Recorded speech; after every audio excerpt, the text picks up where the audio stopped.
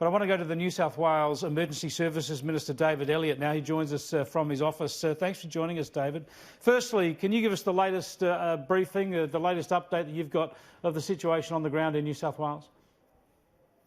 Well, the latest information I've received from Rural Fire Service headquarters is that there are now 55 fires across New South Wales. Half of them, unfortunately, are uncontained.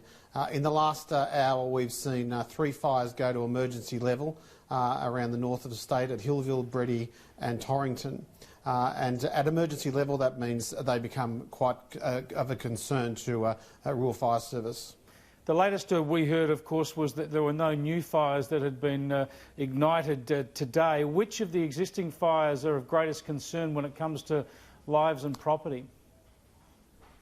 Oh, well, my understanding is that there are some new fires at the moment, but when it goes to emergency level, like the 3 that I've just named, that means that it is a higher level of concern. It's a higher category, and the Rural Fire Service will then obviously deploy further assets to see if they can ensure that no unnecessary loss of property occurs. Are you satisfied that you've got the equipment and personnel, adequate personnel and equipment to deal with this situation today?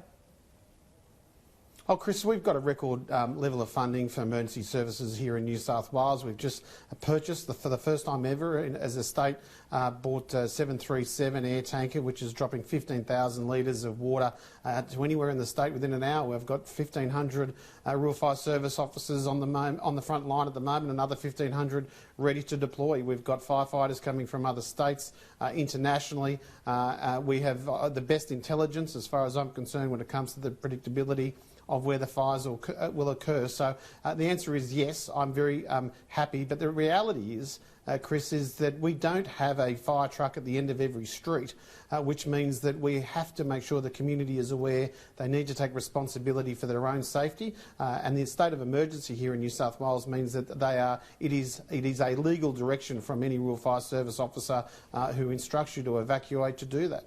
The best way to protect property in the lead up to the bushfire season, of course, is hazard reduction. Do you believe you need to have a review of hazard reduction legislation, regulation and practices in your state?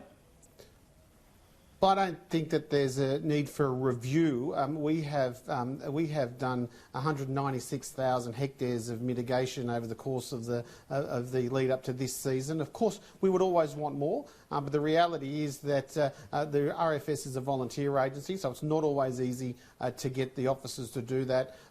We also have concerns when it comes to unnecessary smoke in areas. I think, of course, we should always do the maximum amount of mitigation as we possibly can, and next year we'll be encouraging the RFS to do even more.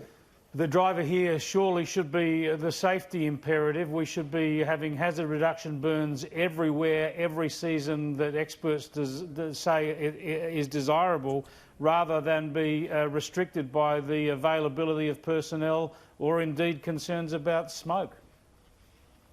Well, and Chris, we can't do hazard reduction in some seasons. You can't do it in summer. You can't do it in times of strong winds. So we actually are restricted from doing hazard reduction. Sure, we understand those restrictions. Sometimes the season.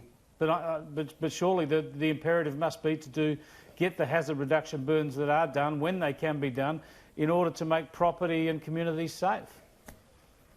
Well, you're right, and that's why I encourage and I work with the RFS to make sure that every winter, when the hazard reduction season is upon us, that we do as much as we possibly can. Your thoughts on the Greens suggesting that somehow government policy can reduce the threat of bushfire-prone weather? Well, Chris, I'm disappointed that they've chosen a tragedy like this to make a political point. My message to the Greens and the Labor Party who want to scaremonger is let's have the debate after people have put out these bushfires. But if they want to do something constructive right now, they can go up to Club Taree and make sandwiches with the Salvation Army so we can feed those that have been evacuated and the firefighters.